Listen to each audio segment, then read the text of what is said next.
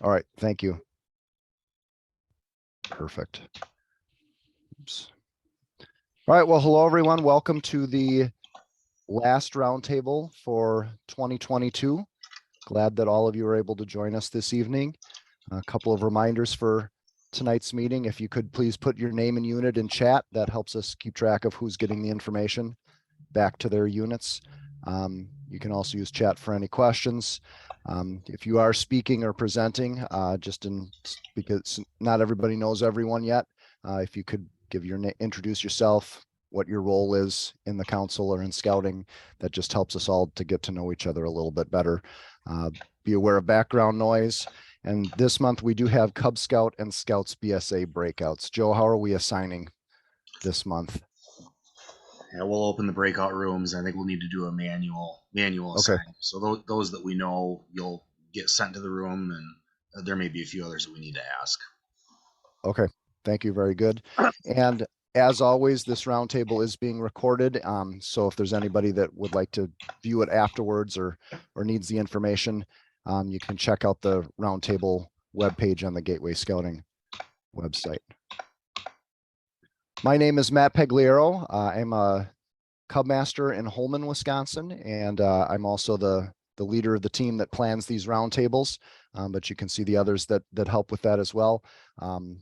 Some of the content that we get is suggested by national, but we're always open to feedback and requests for more local topics as well. So reach out to any of us if you have suggestions for future content at Roundtable.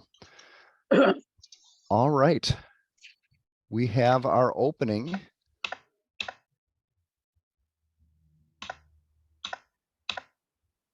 And did I see? Don't know that I see David. No, I don't see him on. Okay. Well, I can lead opening then. So we'll start with the pledge. So if you're in uniform, Scout salute, and otherwise hand over your heart. I pledge allegiance to the flag of the United States of America and to the republic for which it stands, one nation, under God, indivisible, with liberty and justice for all. All right. Scout sign, Scout oath.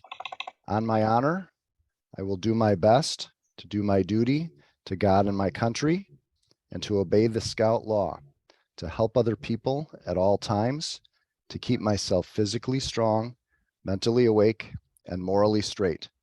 Scout law: a Scout is trustworthy, loyal, helpful, friendly, courteous, kind, obedient, cheerful, thrifty, brave, clean, and reverent. And finally, the outdoor code. As an American, I will do my best to be clean in my outdoor manners, be careful with fire, be considerate in the outdoors, and be conservation minded. 2. All right. So we will be going to our breakouts in just a little bit, but we have a couple of things to get to first, including some exciting updates of what's going to be happening at Camp Decorah in the next year. But first, we do have a safety moment for the evening. And our safety moment this month is on the use of charcoal.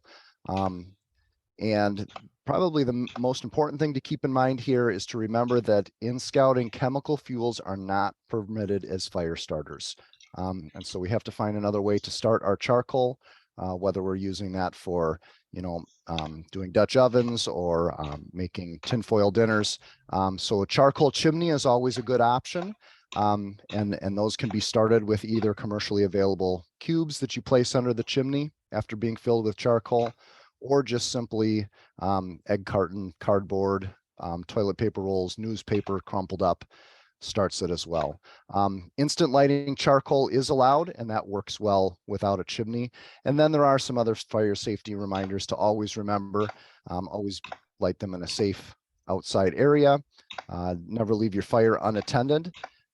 Make sure fires are thoroughly extinguished after use. Any of the products that you use, like a charcoal chimney, always make sure that you are following manufacturer's instructions. And remember that our youth can earn, that are in Scouts BSA, can earn a firemanship to help learn how to safely light and care for fires. but knowledgeable adults should always be present and supervising whenever fire is involved. So that is our safety moment for this month. All right, moving on, I'm going to turn it over to Laurel, who has some exciting updates about programming it at Camp Decorah. Actually, I think we're starting off with Kelly leading part of this. Oh, Kelly's going to do this. Okay, sounds good.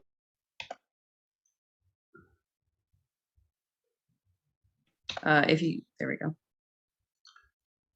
Hey guys, pretty excited by coming up in the summer of 2023. Since we only have 2 weeks of camp because of the National Jamboree, we thought, what are some of the other programs we could add to make the summer even more exciting? And so we came up with specialty camps. These camps are all set up to attend individually for the day or overnight. All the camps are going to occur at the same time. Majority of the programming will be camps begin on Monday, July 18th, and conclude on Thursday, July 21st. And we're gonna give you just a quick overview as far as what your scouts can take part in, and for committees our camp.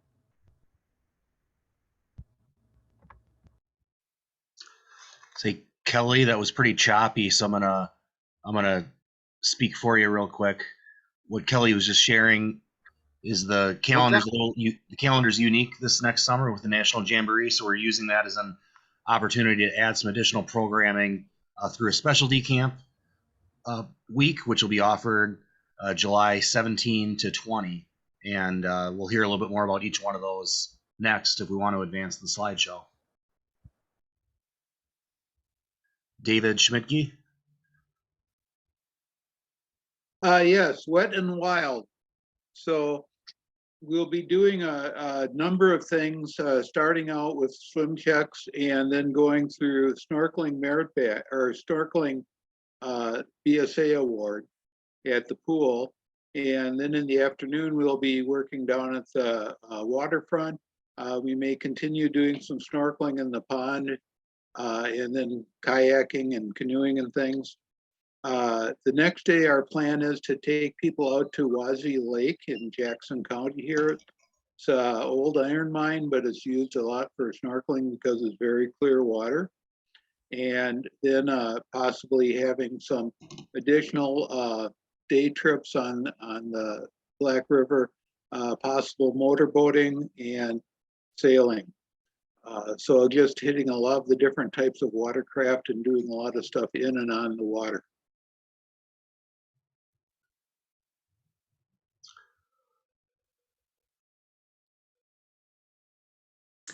So another program that we're running is a Cope and Climbing Week.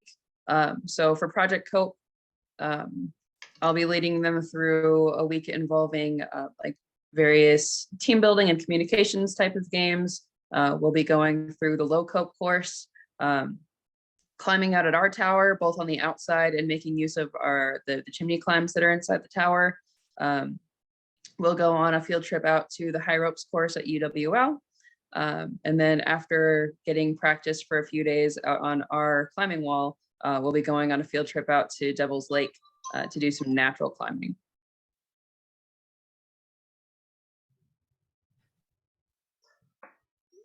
So I get to talk about the Bassmaster Challenge. I'm Justin Pitts, Okay. camp staff. Can you hear me? Loud and clear. Okay. Sorry, am I talking too loud? Welding a lot and grinding today. So we're gonna go and do some fishing, right? We're gonna do river fishing, bay fishing. We're gonna try to meet with some DNR people, go to see their sites and talk about fishing and that stuff. This is more than just fishing, like more than just fishing merit badge. So you're like your first year scouts are like, oh, I already did fishing merit badge. This is more than that. This is like all fishing all day. This is the kid that like barely comes to camp because they're like, I love fishing. This is their thing, right? So we're gonna get some local assistance from some local fly fishing groups, some fishing groups. We're trying to reach out to UWL and get, work with some of their fishing club members, and then kind of build up awesome adventure through fishing. And so if they do some other stuff, you know, they might be getting a merit badge of fly fishing or fishing, but it's more like more events, right? So we're like, we understand like sometimes the kids are all merit badged out, and that's understandable. This is a fun, like, let's just do some fishing. That kind of goes for, I think, most of these specialty camps, right? We're talking like climbing and scuba snorkeling and all that other stuff. That's not something they normally get at a summer camp. So that's where we're trying to hit with these specialty camps. I'm thinking, yeah, makes sense. Thumbs up. Yeah. Woo! Awesome. And then the other feature about these specialty camps is that for any of your older scouts that want to participate in that specialty week, but don't necessarily have adult leaders that can go with them, we're offering provisional camping if they choose to stay overnight during that week. So the standard program is going to be offered during the daytime, ending before dinner. But if your scouts choose to stay, or if there are any units coming from further away where driving every day just isn't feasible, provisional camping is an option, so they can stay in a campsite with the camp staff as their leaders. If we could go back to the very first slide on this, I think Kelly's audio might be a little more cooperative now.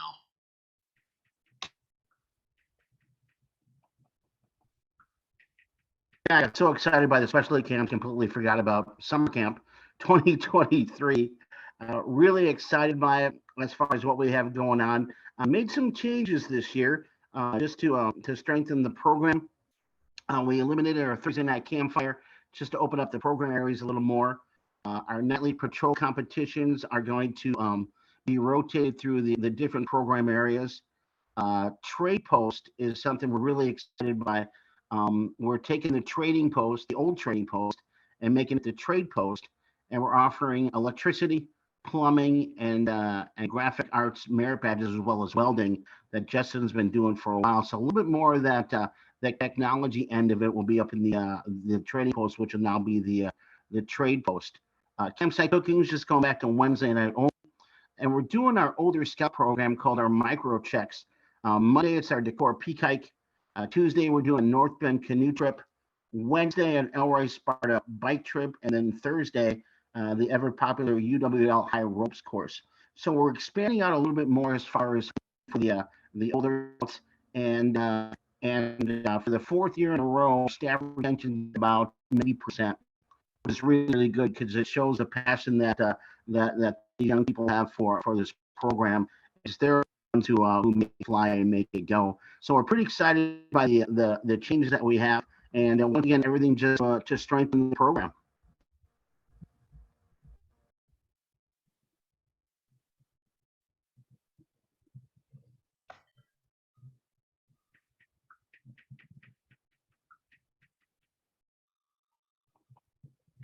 All right, is this where we need to be? I think so, yeah.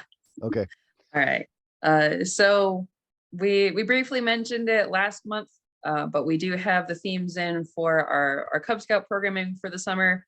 Cub Scout Overnight is doing an Indiana Jones theme with Raiders of the Lost Pack. That's going to be held June 23rd through 24th. So that'll be a program that starts in the morning after breakfast on, I think it's a Friday, and then ends on Saturday before dinner. So it's just one overnight. And then Weeble's overnight camp is a Marvel Universe theme. So they'll be doing superhero related activities from July 21st through the 23rd. So that one has 2 overnights. And then on the next slide, we've got our week-long. So our week-long day camp is Cubosaurus. It's a dinosaurs and paleontology theme. So that's being held August 7th through the 11th.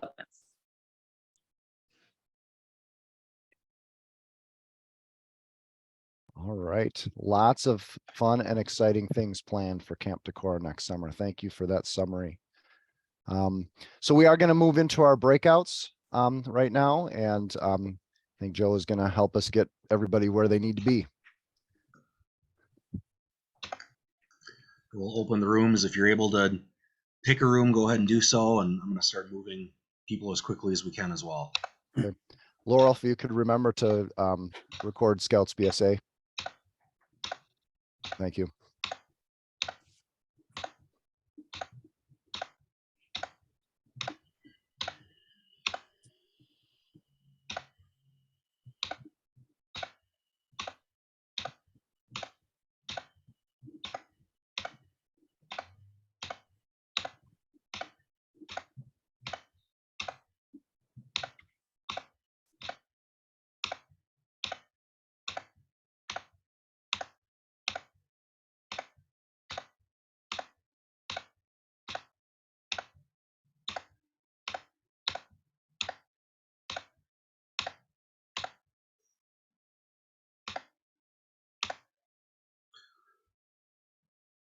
Who's on by telephone, the 651 number? Could you share who you are?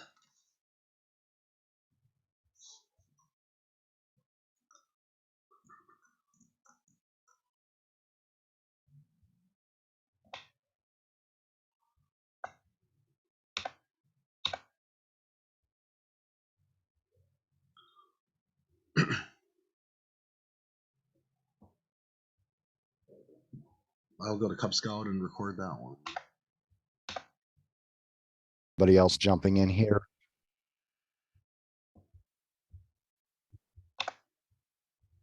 All right, so our topic in Cub Scouts, we thought, we have a lot of new units that are just kind of either starting brand new or starting back up after COVID, maybe taking a break. Even some of our more established units, we're having, kind of the issue that sometimes we have smaller packs and smaller dens, and sometimes it's hard to plan activities, especially with so many different kids at different age levels, different requirements and things like that. And so we thought it would be good to have a topic where we kind of talk about how we deal with that issue. So we do have a video that we're going to share with you on that topic. And then we also have some resources to share that we've kind of gathered, found, put together to help those units that maybe have smaller numbers or even small dens, because even a large pack could have, 1 or 2 dens with just a couple of scouts, and it's definitely more fun if they can do things with more kids. So we have some resources that way. So I'm going to share my other screen here. Hey, Matt. Yes. Yeah, I just see on here that Wayne Peterson has signed on. He's the new Cub Master for Pack 57 in Melrose, Mindoro. Fantastic. Welcome, Wayne. Thank you, guys. Can you guys hear me? Yep. Yes. Perfect. Glad you're joining us. Yeah. All right. Go ahead. Oh, yeah, I'm just glad to be here. That's great. Advancement chair for the council. And the reason I got to be advancement chair is we didn't have one. And National was encouraging us to have one. So 12 families come out and only 10 signed up that night. I was more than disappointed. There I was with 10 applications and no leaders. What was I going to do? I thought back to a storybook that I used to read to my kids, which had the line, "Be grateful for the things that you have, not upset about the things you don't." This is the number one thing to think about when working with small dens or packs. A great program is not about how many families are in your pack. A small pack or den can be fun. Focus on having fun with your family and the families that did join, and eventually others will want to join. I moved forward with a fun first pack meeting. I called the volunteer fire department and asked if they would come to our meeting with the fire truck so our Cub Scouts can learn about what they do. That was the meeting plan. I made it a point to personally call each family, remind them of the meeting, and to field any questions that they may have had.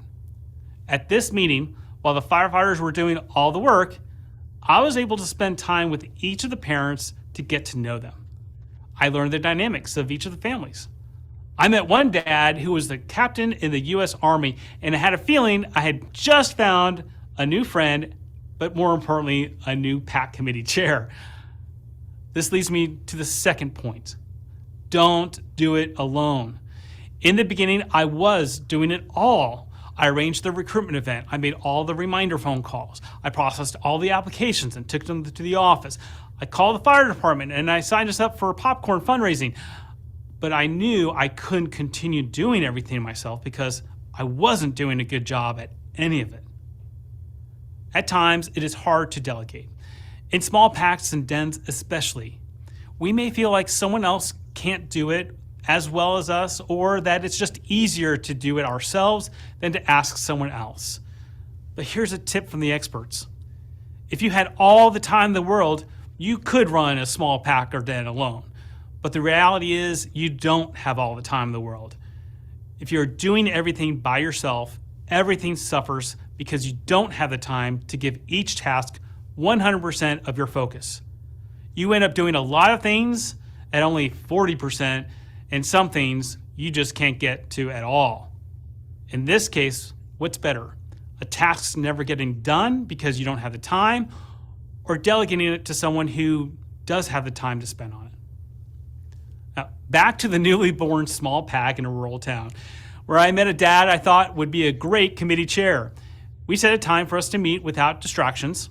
He told me that he was committed to do whatever it took to get his son a Cub Scout experience. Wow, I didn't need to hear any more. I pulled out a position description for a PAC committee chair. We reviewed it together, and just like that, we had twice the number of volunteer leaders in the PAC. And in 2 weeks, we had a treasurer and a secretary. I continued to plan fun and simple weekly meetings for all of our Cub Scouts focused on games, crafts, guest speakers. For a small PAC with only 10 Cub Scouts, we now had 4 registered adult leaders. This brings me to a third point. With a small pack or den, it is easier to establish personal relationships with each family. It also makes it easier to coordinate events and activities. This goes back to don't confuse quality with quantity. So what was our next step?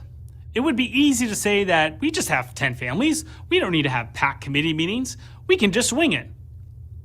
The fourth point of working with small packs and dens is commonly overlooked and keeps the pack and den from growing. Build a foundation for growth. With just our group of 4 adults as a committee, we didn't say that was enough.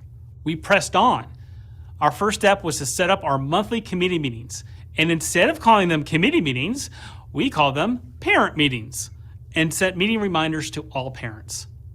Now, we didn't get everyone at every meeting, but we got the majority. And again, we focused on who was there instead of focused on who wasn't there. We did all the things you would have done for 40 or 50 families in a pack. We had a budget for our program. We planned for a Pinewood Derby and Blue and Gold. We planned to attend the council's Cub Family Campout. We only had 4 families attend, but hey, we all had a great time.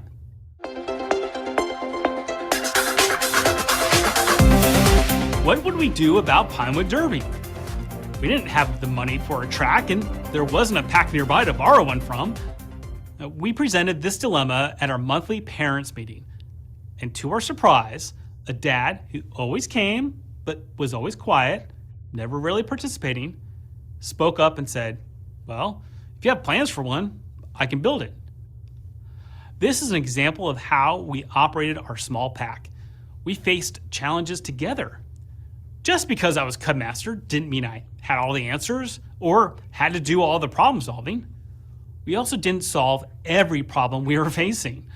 We just worked around them together. Since everyone knew the challenges, we didn't have parents complaining that leaders weren't doing enough. So far, you're probably thinking that this small rural town must just be under the rainbow where unicorns and elves live.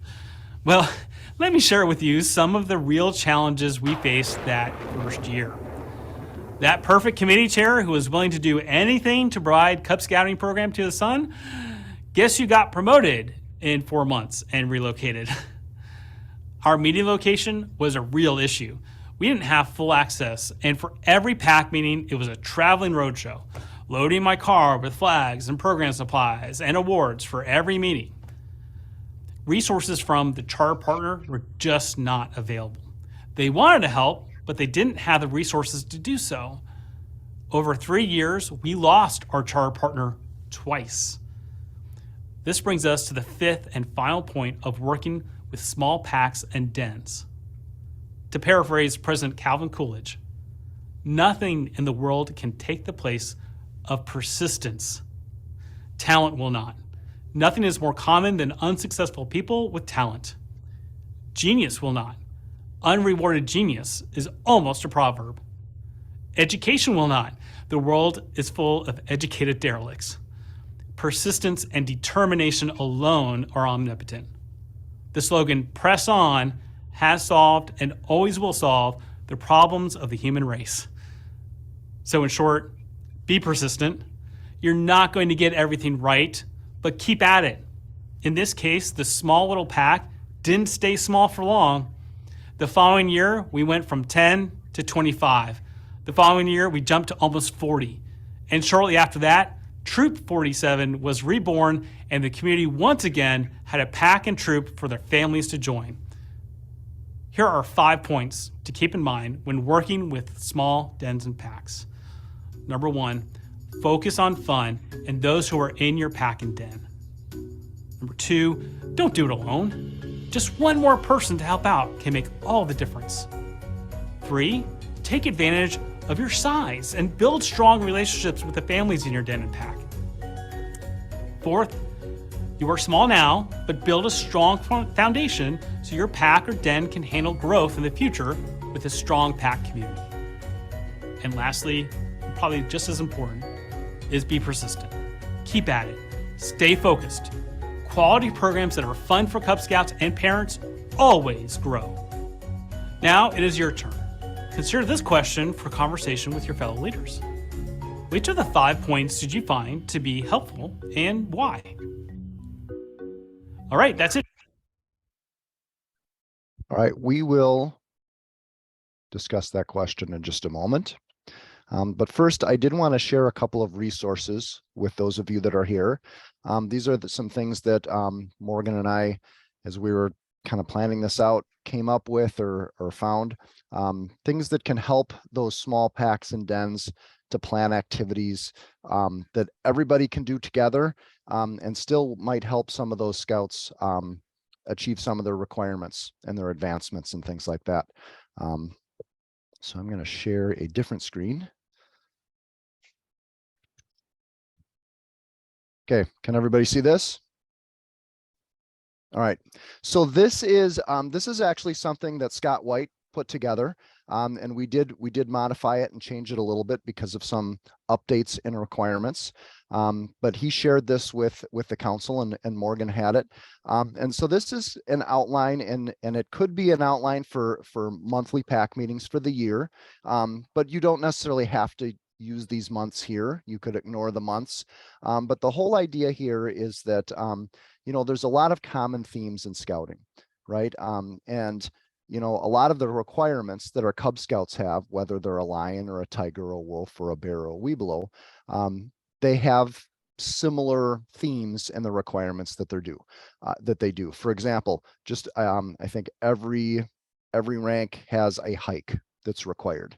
And so if you have a small pack and you're having an issue where you can't run separate den meetings for all of your groups, you could run one den meeting or a pack meeting and use that common theme to kind of hit all of these different levels. So this is a chart that lays out you know, what those themes are: outdoors, nature, faith, citizenship, things like that, and then which required adventures and which electives kind of match up with those things.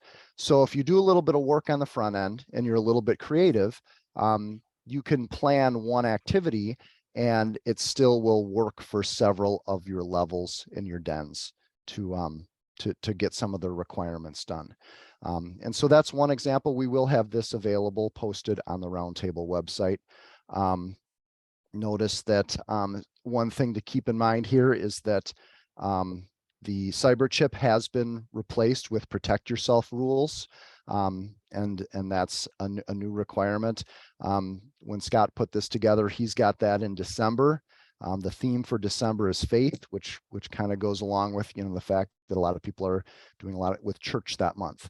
And so that's when a lot of the duty and fellowship to God requirements might be completed at home with family. But then maybe for den meetings, you could do protect yourself rules and cover a lot of those things together. So that's one simple resource that really lays out, and it really could lay out an entire year's worth of activities for your pack. A little bit more complex resource. This is something that I actually found on a group that for Cub Scout leaders. And this is a longer document which kind of shows some of the common themes in the different Cub Scout adventures. And so it lays out, here are these different themes: aquatics, camping, character and citizenship, cooking and nutrition. And then for each theme, it also has the kind of the purposes of scouting and how that fits into there.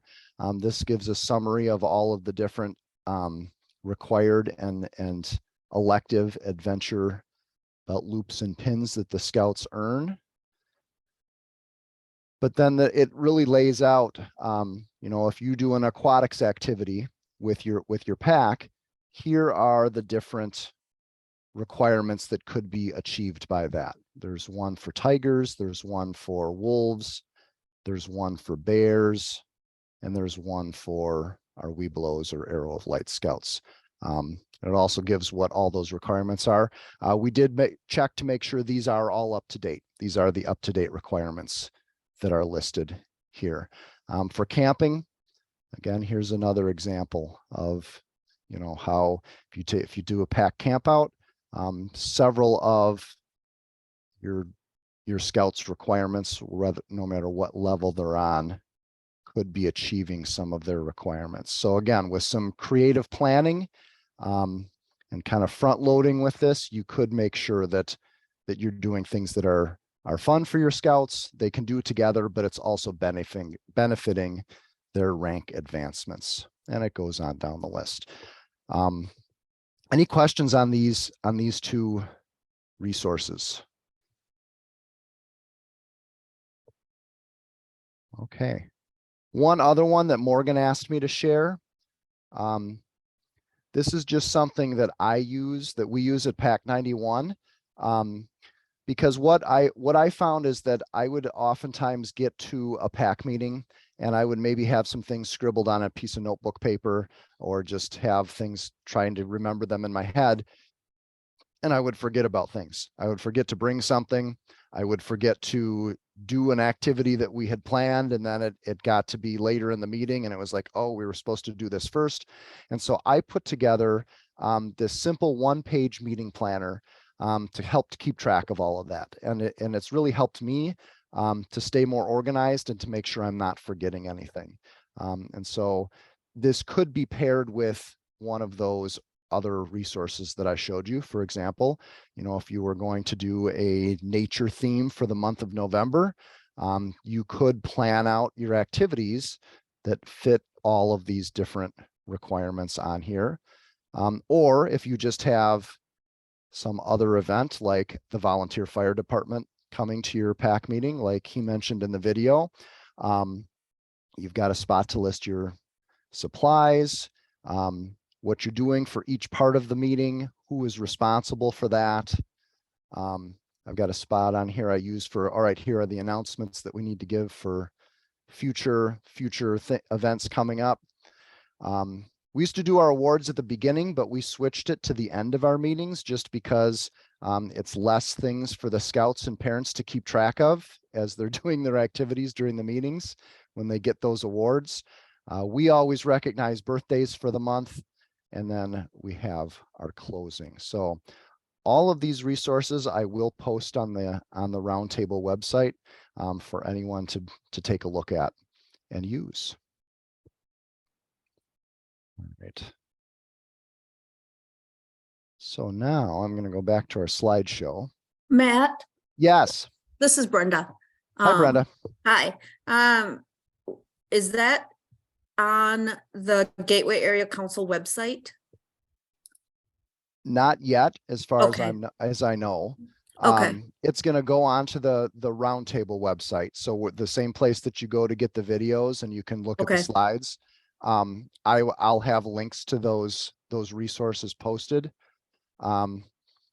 Joe, I don't know if you know if is Joe still in here?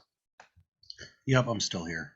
Do you know if any of this is anything like this or similar to this is already available on the website? I don't believe that it is, but what we'll do is this is some excellent content for everybody, regardless of if we're new or been around a little bit.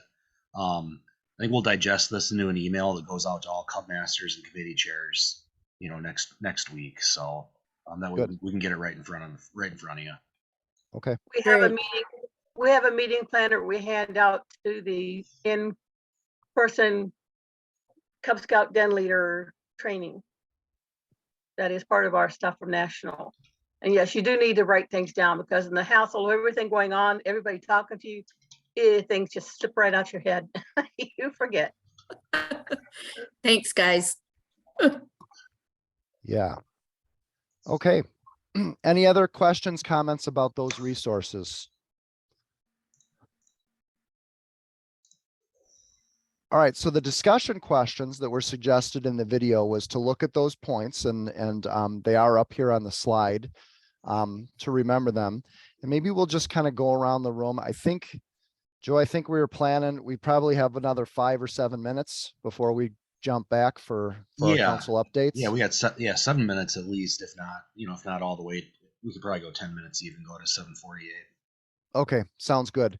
So we'll just kind of go around and which of the 5 points did you find helpful in terms of planning activities if you have a smaller group, whether it's a den or a pack, and why is that? And maybe if you have some examples of some ways that you've done this yourself with a group would be helpful as well. Okay. All right, so let's start with David. I see you here. Okay. Looking at these strong foundation, prepare for growth. We're basically restarting a pack here. And, I started out with pretty much doing it alone. And I'm getting a base now of parents and people working on the other things. So I can do my stuff mainly as just a committee chairman versus doing meeting planning and all the other stuff that goes with it. And I think it's going to really help me in the future here. That's great. Margaret, do you have thoughts? What did you think was a strong take home on this? Focusing on fun. If you don't keep the fun in the program, the kids will get bored and leave, and the parents will leave as well. But in the fun for the kids, you also have to make it fun for the adults. Absolutely. That's what's going to keep the kids you have and bring in more people, showing that you're active and doing things. Yeah. And if your parents want to come back, they're going to bring their kids back, right? So yes. Yeah. Absolutely. And hopefully the neighbor kids as well. Right. Brenda. I like number 3, take advantage of your size and build strong relationships with the families. One thing I like to focus on is making sure that the families know that we enjoy having them there. So by talking to them, getting to know them and including them in a lot of the things that go on in building that pack. So I think building those relationships is a good way to keep the pack together. Definitely. One thing he mentioned he does or he did with that pack was instead of calling it a committee meeting, he called it a parent meeting. Our pack actually started doing that this year, and we've seen some positive results. We're seeing more people come that aren't necessarily just our den leaders and bringing new ideas, and we're getting to know more people, which is really helping out, setting a good tone. Okay, next I see Tom. Yeah, I was looking at this and I think a big weakness I have in this list of things is the don't do it alone part. Because it is so much easier just to do it yourself, and then you just get so balled up. And I've seen so many leaders burn out within a short period of time. And you know, putting it, the other part of that is that you're dealing with a 4-year time frame, so nobody's making a long-term commitment, nobody has to make a long-term commitment. I put it that way. So I'm fortunate to have a pack where I have some strong leaders, and I always feel like I'm catching up to them. I'm not, you know, running the show. I'm catching up to them. So I am very lucky with that. But yeah, don't do it alone. The hardest thing is to ask, but you do it. And it's probably so you get to say yes. Yeah, people step up, right? Mhm. All right, I see James.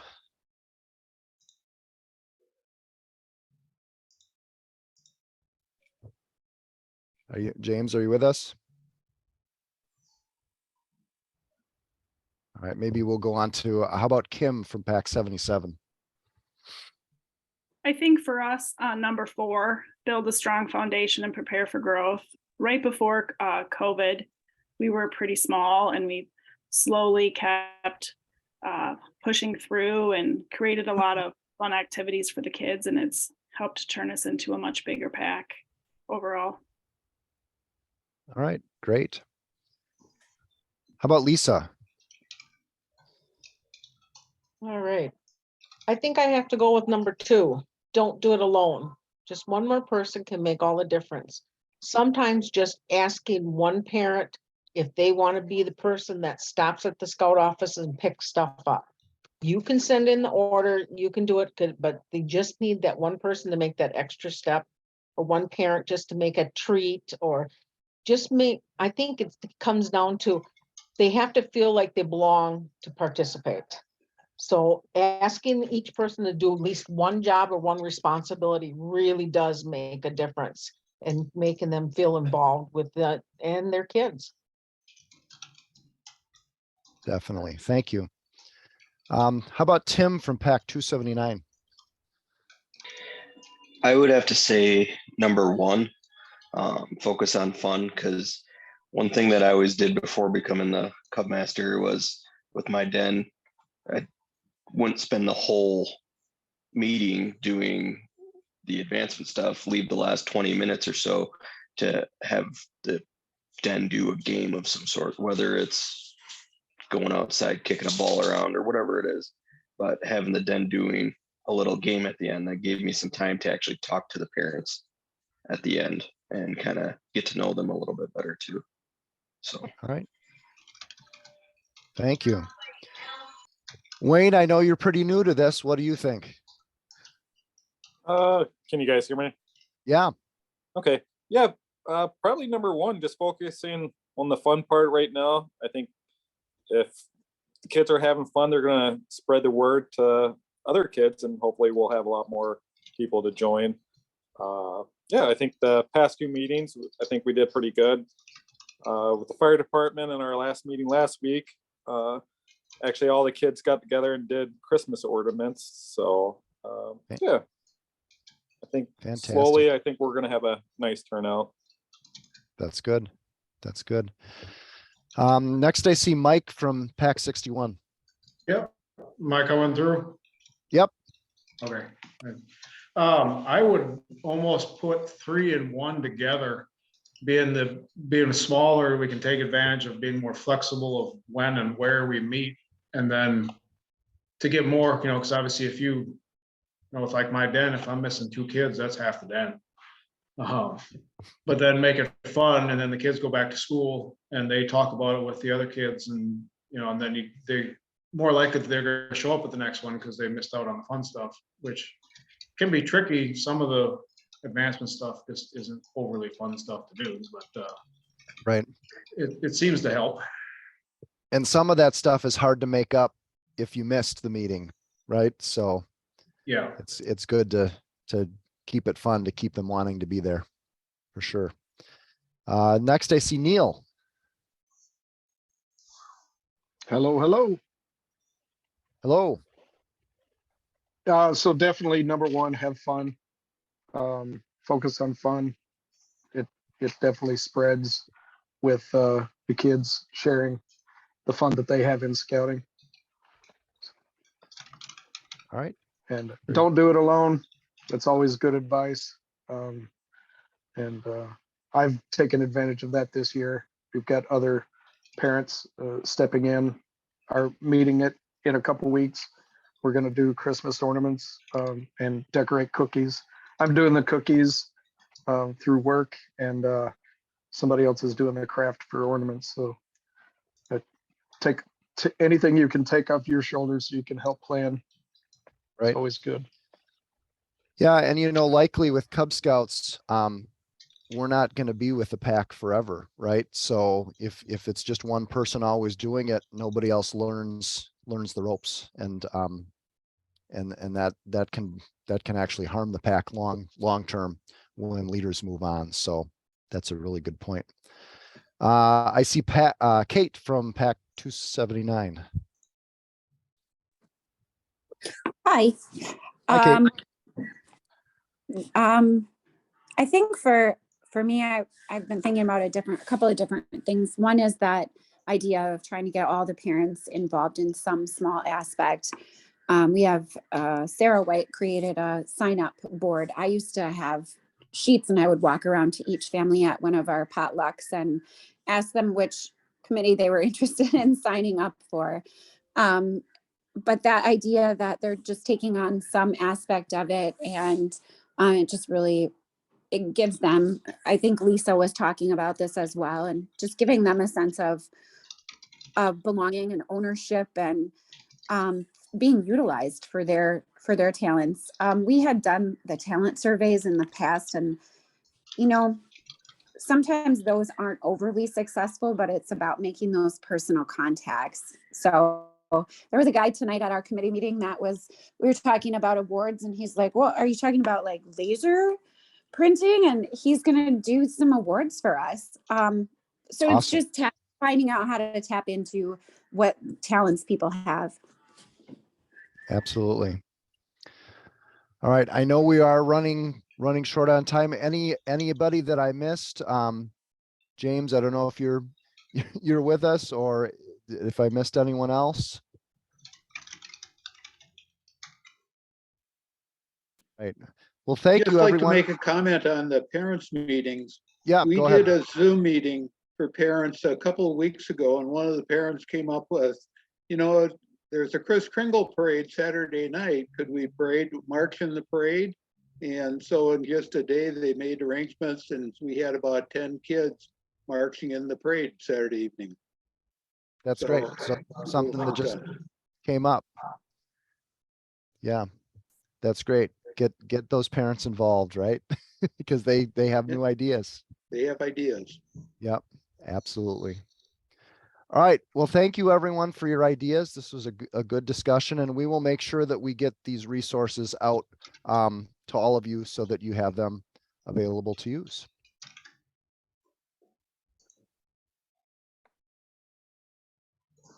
Joe, are we gonna bounce back to the other room here? Yep, I'll close the breakouts and we'll see everybody for the full session.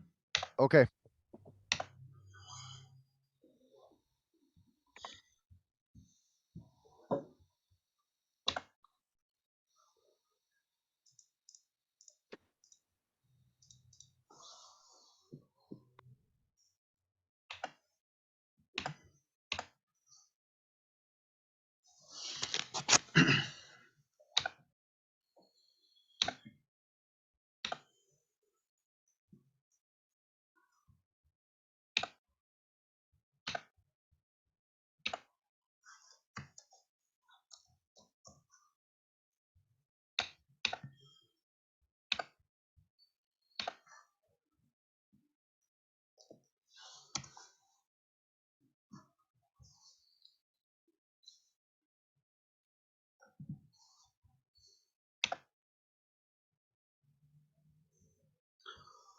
Well, we're still in the breakout room. That's why everybody's gone. If you want to get rid of them, we'll take them for the trades post. kind of meets one of the easier kind of requirements on the electricity merit badge. And also it's a fun little thing that kids can do. My 5-year-old's been like wanting to just tear into them every night. So it's going to be hard to pry them from his hands. But if you have some that you're getting rid of, feel free to bring them to the scout office and they'll put my name on them and I'll collect them together so we can use them for the trades post.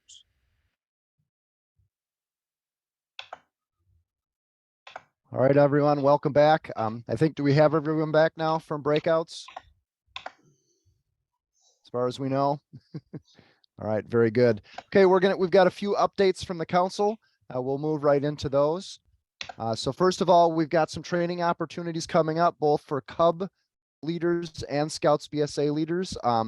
Is there somebody from the training team that would like to give us an overview? I see Scott on, I think John was on, I know Lisa was on. I can take that. Okay. We have two upcoming Cub Master Den Leader Committee Chair Charter Organization training coming up. One on Saturday, January. Oh, you just muted, Lisa. Can you hear me now? Yep. We have Cub training coming up. This is one of the requirements to be your trained leaders, that anybody that has contact with children have direct leader contact training. They have several requirements. First is youth protection. Then they need to start out with their leader specific training and weather safety to get their training. And then there's other trainings coming up besides that. Blue training, which is an outdoor leader skills to teach you about the rights and wrongs about taking the kids out on adventures or different events. Every pack is required to have one blue training with on any type of outing or excursion. Then we have the Scout BSA.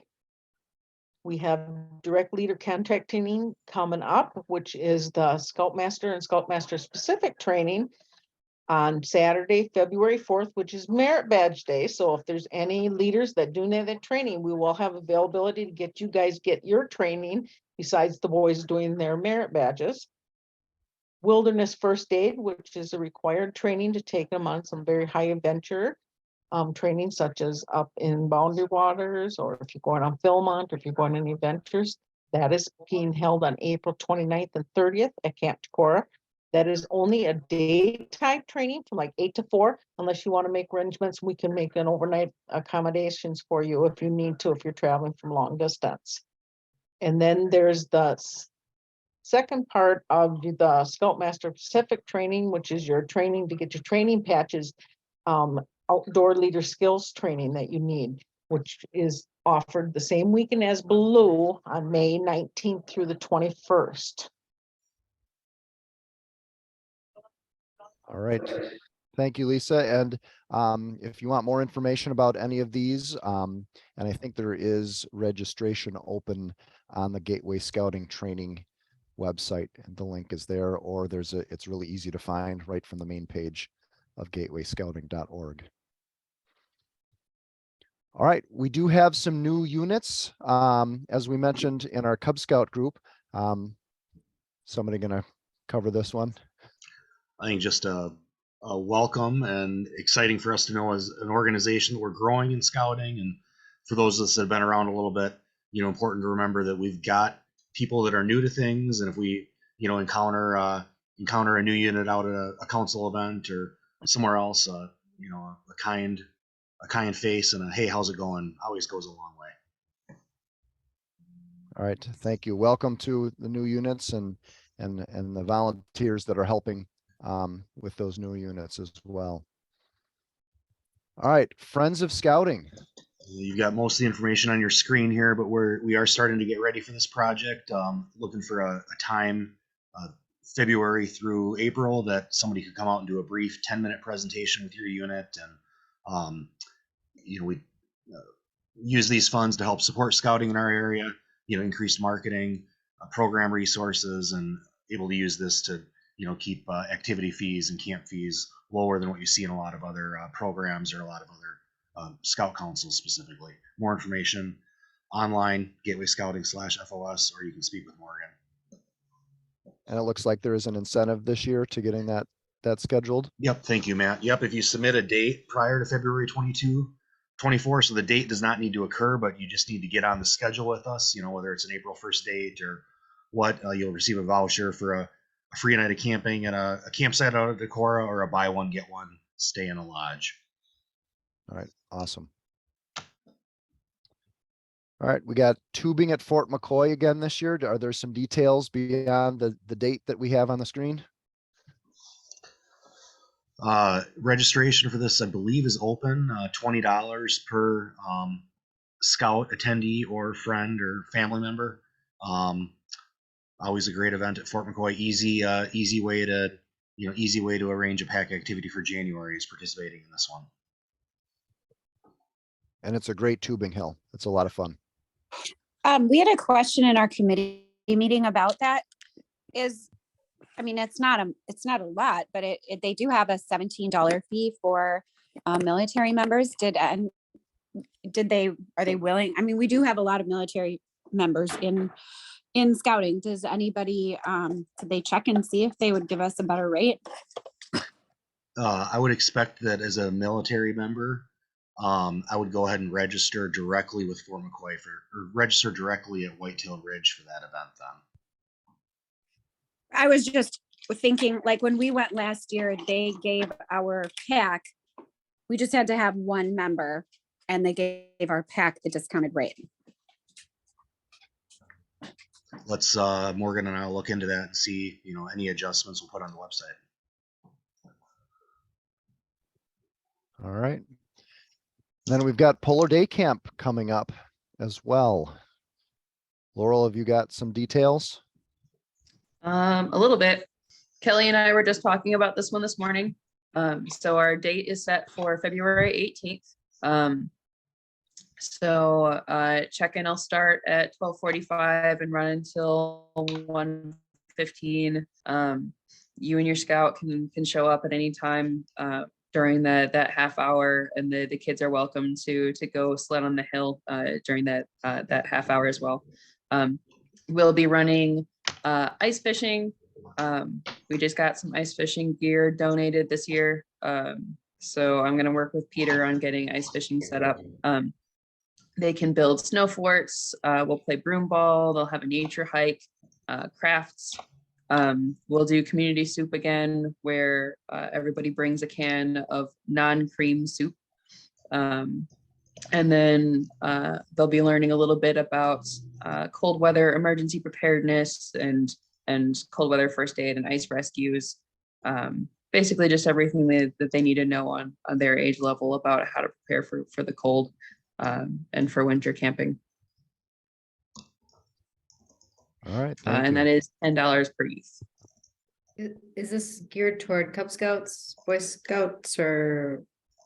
This is Cub Scouts. But if any of your Boy Scouts, if they would like to come help run in these stations, they're more than welcome to.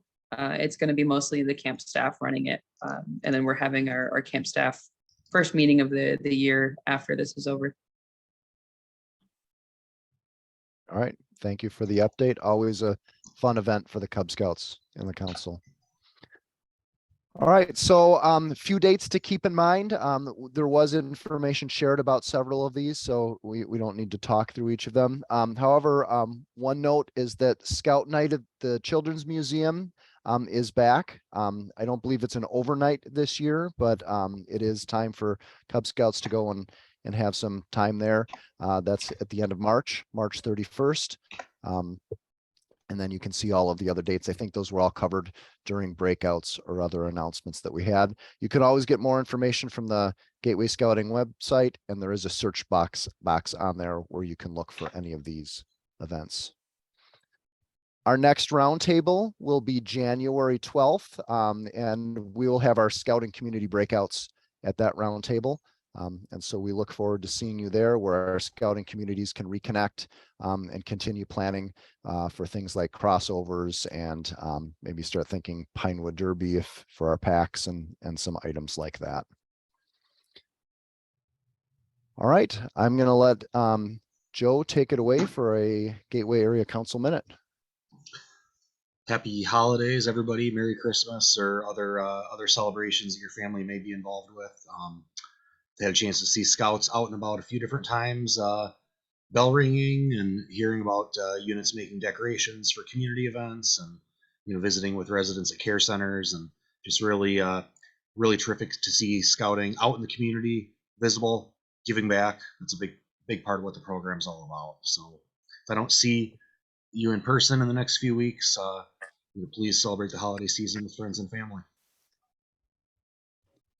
All right, thank you, Joe. Do we have a poll this month? I know we do have one set up. Yes, yep. So the poll will launch and provide some feedback for us. Right, great. Thank you. Happy holidays, everyone. Merry Christmas. Happy New Year, and we will see you all in 2023.